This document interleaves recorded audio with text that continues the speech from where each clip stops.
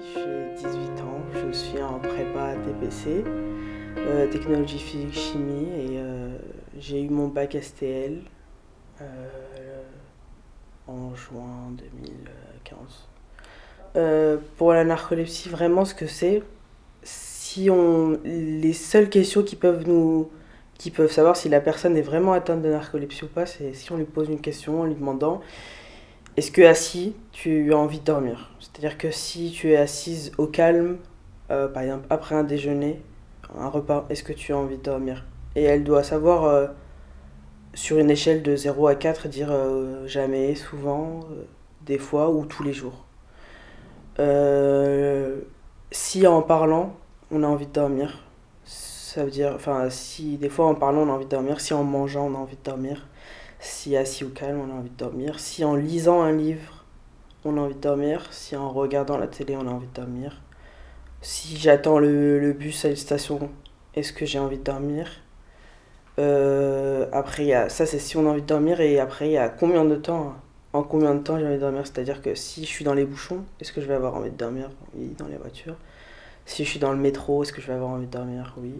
Enfin, c'est des choses, si on pose, enfin, quand je vais à l'hôpital, enfin, à chaque fois que je vais à l'hôpital et que j'ai rendez-vous juste pour une consultation, j'ai un questionnaire avant et avec beaucoup de questions comme ça, et je dois répondre en cochant sur une échelle en fait.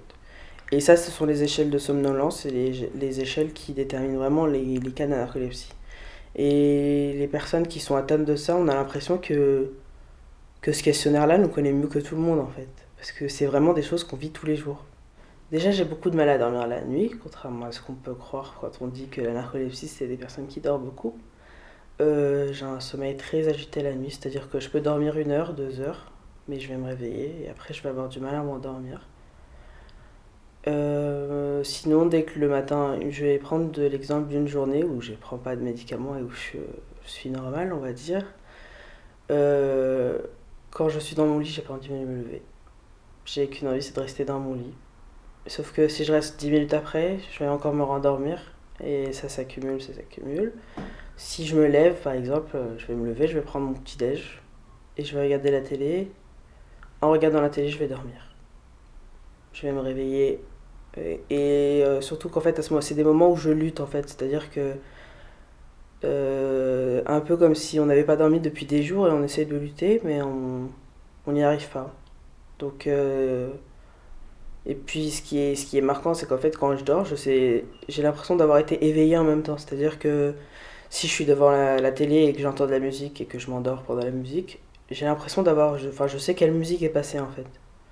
Et puis je me réveille et puis j'ai l'impression d'avoir raté des moments visuellement, mais derrière, mon oreille entendait les choses. Ça fait qu'en fait, je suis dans une phase de sommeil je passe directement aussi dans le sommeil profond. Euh, les personnes, enfin, une personne normale met 1 h 30 à rentrer dans le sommeil profond. Moi, je suis dans un sommeil profond au bout de 2 minutes. Quand je dors, je peux avoir un coup de barre qui va durer 1 minute. Je peux rêver. C'est-à-dire que je rêve en 1 minute, j'arrive à être dans un sommeil profond. Je vais me réveiller, par exemple, après que j'ai su ça. Et on a la narcolepsie, enfin, on a vraiment envie de rien faire. C'est-à-dire que on a la flemme de tout faire. Moi, je sais que quand je dors, même mon plateau après le petit déj, j'ai la flemme de la flemme de le prendre, de bouger. J'ai envie de rien faire à part dormir. Donc je vais rester, je vais me mettre sous la couette. Je vais avoir l'impression que la journée va être très longue et qu'elle a été découpée en 10 morceaux où j'ai dormi, dormi, dormi. Et je me suis réveillée. Je sais que par exemple, si je vais regarder une série, je vais m'endormir, je vais me réveiller, je vais voir qu'en fait plein de choses se sont passées et voilà, ça va m'énerver. À un moment donné, je vais encore me rendormir, j'ai l'impression d'avoir raté tout. Et puis si je regarde la montre, je vais voir que le temps est vraiment passé et qu'entre temps, j'ai eu. On s'en rend pas compte parce que des fois on se demande en fait justement qu'est-ce qui s'est passé, mais on réalise qu'en ce moment, enfin à ce moment-là, on s'est endormi. Donc ça se passe comme ça, en coup de barre. Si je suis à l'école et que j'essaye de suivre, à un moment donné, je vais avoir un coup de barre. C'est-à-dire que voilà, ça me prend, j'ai envie de dormir. Si je lutte, il va y avoir un moment où je vais plus être consciente de ce que je fais. C'est-à-dire que si je prends mes cours, Ça m'est arrivé justement au début, quand c'était encore tout nouveau pour moi, je luttais beaucoup. Je voulais plus dormir, je voulais continuer à suivre les cours, mais je perdais 30 minutes, quoi. Parce que j'étais entre l'éveil et le sommeil. Des fois, je commençais à écrire n'importe quoi sur ma feuille, je commençais à écrire. Mon cerveau part vraiment dans un autre monde. Je vais commencer à écrire des choses qui n'ont rien à voir avec le cours, un peu comme si je rêvais, et puis qu'en fait, voilà quoi, ça me prend d'un coup.